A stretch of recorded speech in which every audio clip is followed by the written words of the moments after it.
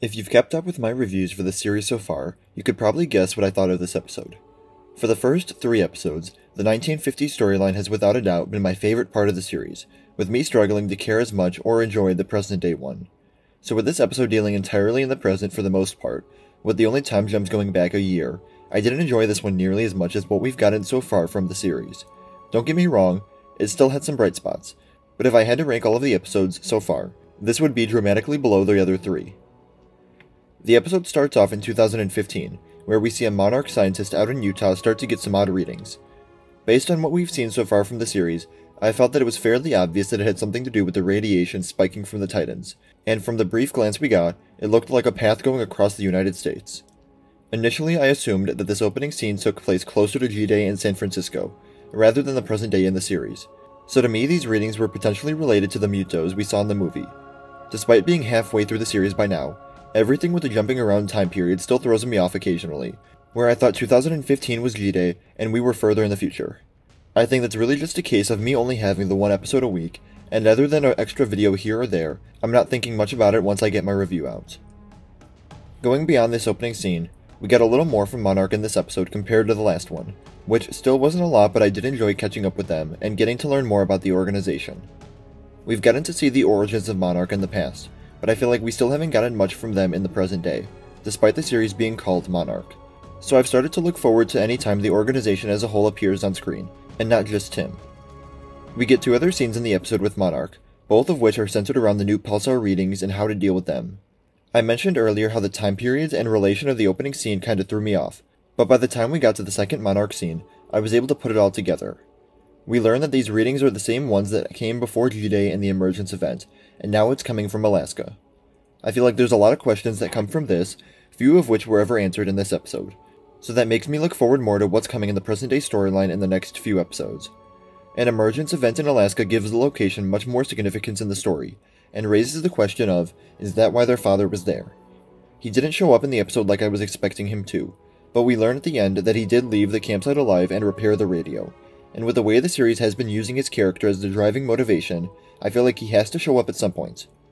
A year ago he went to Alaska to research something, some anomaly, and that's likely related to this emergence event, so if he discovered something, it would really move the plot forward and give everyone more understanding of the situation. The other Monarch scene didn't feel as significant. It's a meeting where they discuss the findings a bit and debate how to respond, whether to wait and see, or mobilize everything and prepare for an attack. Tim gets a moment to speak, but other than calling people out, I feel like nothing he said was meaningful. I may see it differently later on, but as of right now, it felt like a bit of a pointless scene. Before going to the other storyline, I do want to make a note of how captivating the opening credits have been for me. It's easy for me to just tune out the brief pause between scenes, ignore what's on screen, maybe get a snack, but the entire design of the 2 time periods and how they contrast and resemble each other is interesting for me to watch. Shifting the focus to the main cast of characters in Alaska, Kentaro and May really got the bulk of the screen time to develop as characters, but even then, neither Kate or Shaw were left out. Shaw definitely took a back seat a bit. Other than the occasional plan or attempted solution, it didn't feel like he had much to do. But the other 3 young adults all had moments where we got to see more of who they are. We pick right back up where we left off with the Titan attack, something this series really likes to do. I do like how the Titan was shown to be a massive threat despite it being smaller than what we're used to. Everything with the ice breath and other powers also made it feel very unique. Like Shaw states later on, no 2 Titans are the same. And that shot of Duho's frozen body was frightening. They're able to hide in an ice cave, where May's feet fall through into the cold water, setting up one of the main problems of the episode. Although I didn't have the same feeling with Kentaro, there were times when I actually found it possible for May to die in the episode. For the most part, I found it hard to believe that any of them wouldn't make it out alive. I figured someone would come along and save them eventually. But there was something about Kentaro, maybe how he was made the focus of the episode, that just never left me concerned for his life. May's a bit of a side character, or at least not a major focus like Kate and Kentaro are, and May also had moments where she seemed to be in a really bad place, even going on to tell Kate that eventually she would have to leave her behind. If that continued, I could have seen her dying, but I never had that worry with Kentaro. After the group splits up, there are really 2 different storylines going on. Regarding Kate, May, and Shaw, they follow a light coming from afar, and based on what we saw at the end, I assume that was coming from the emergence.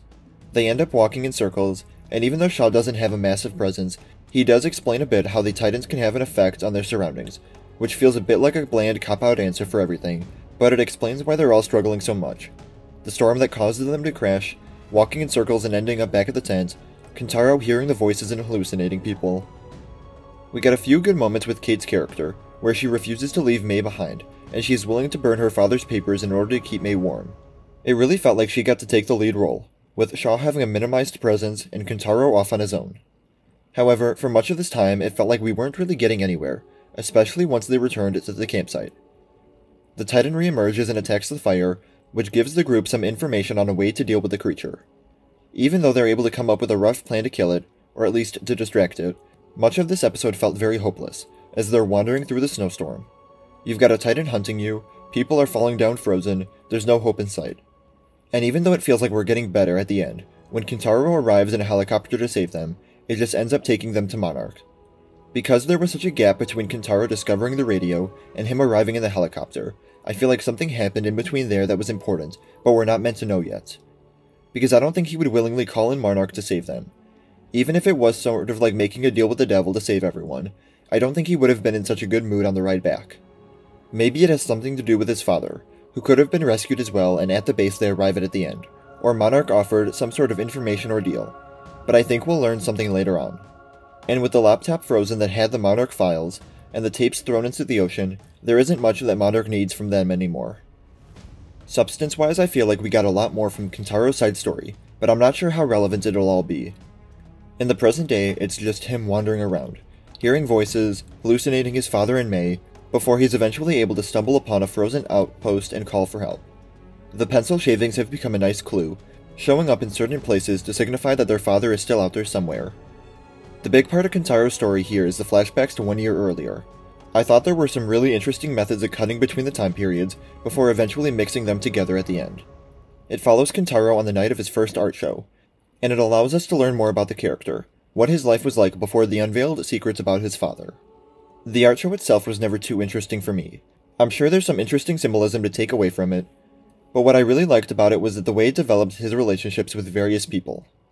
We see the first time he meets May as we follow the night they have together. It allowed me to care a little more about both characters, now that we have the backstory on them and their relationship.